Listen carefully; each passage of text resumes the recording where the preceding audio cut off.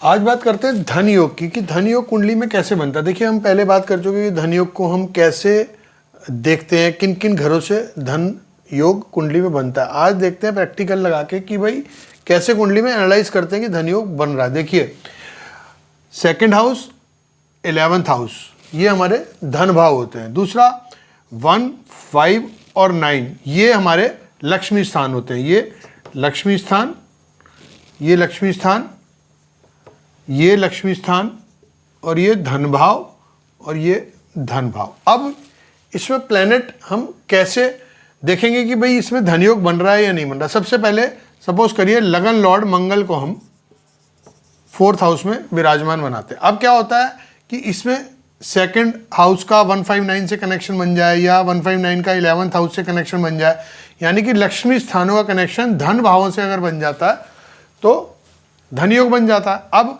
लगन लॉर्ड को हमने मंगल को यहाँ बिठा दिया, साथ में चलिए हम 11th लॉर्ड सैटर्न को भी यहाँ बिठाते हैं 4th हाउस में दोनों। तो ये दोनों लगन लॉर्ड और 11th लॉर्ड दोनों कंजंक्ट हैं केंद्र के अंदर, जो एक अच्छी बात है कि लगन लॉर्ड और 11th लॉर्ड लगन के केंद्र के अंदर विराजमान हो गए। दूसरा, अब एक ये योग धन योग क्रिएट हो गया कि भाई ये दोनों कंजंक्ट होके एक साथ बैठ गए। दूसरा, अब बात कर लेते हैं, सपोज करिए हम यहाँ बिठा लेते हैं वीनस को और हम बिठा लेते हैं सूर्य को।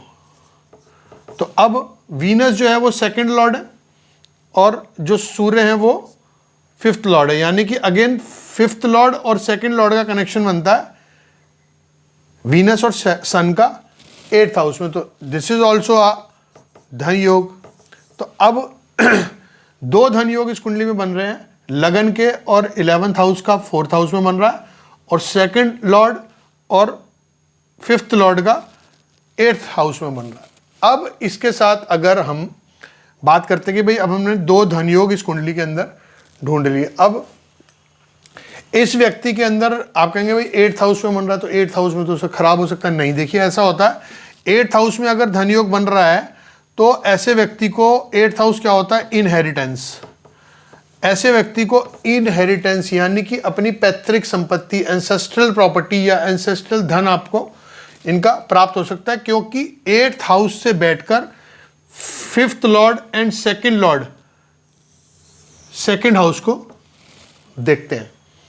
तो ये एक अच्छा कॉम्बिनेशन है जो इसको दृष्टि भी ये डालते हैं। दूसरा, ऐसे व्यक्ति को इनहेरिटेंस प्रॉपर्टी से फायदा हो सकता है, इनहेरिटेंस कोई धन की प्राप्ति हो सकती है। दूसरा, इनको अपने इन लॉज से भी फाइनेंशियल गेन या फाइनेंशियल हेल्प या फाइनेंशियल इनको प्राप्ति हो सकती है। धन की प्राप्ति इनको इन लॉज से भी हो सकती है, क्योंकि 8th हाउस हमारा इन लॉज का भी होता है, 8th हाउस हमारा इनहेरिटेंस प्रॉपर्टी या इनहेरिटेंस का होता है। दूसरा, 8th हाउस 7th हाउस का सेकंड हाउस होता है। तो 7th हाउस होता है हमारा स्पाउस का।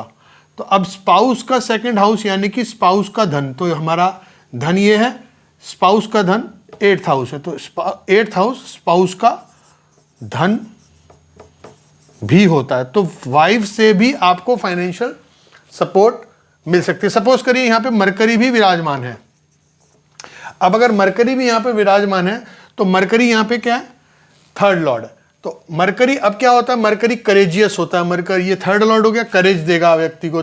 मरकरी होता है लेन देन का कारक है, ट्रेड, बिजनेस, ये सारी चीजें मरकरी। अगर ये व्यक्ति कोई बिजनेस करते हैं और ये कॉम्बिनेशन बनता है तो इनके बिजनेस में इनको अपने पैतृक सपोर्ट मिलेगा, फाइनेंशियली इन लॉज से सपोर्ट मिलेगा। और वीनस यहाँ पर मौजूद है और स्पाउस का सेकंड हाउस है, तो स्पाउस से भी इनको ये धन से रिलेटेड प्राप्तियां जीवन में हो सकती हैं। तो अब आपने देख लिया कि भाई ये दो हाउसेस का यहाँ पे कनेक्शन बन रहा है, इन दो हाउसेस का, लगन और 11th का, और सेकंड का और 5th का हमारा 8th हाउस में बन रहा है। तो 8th हाउस में भी अगर कनेक्शन बन रहा है तो कितना अच्छा रिजल्ट हम देख सकते हैं, ये हमने समझा इस कुंडली से।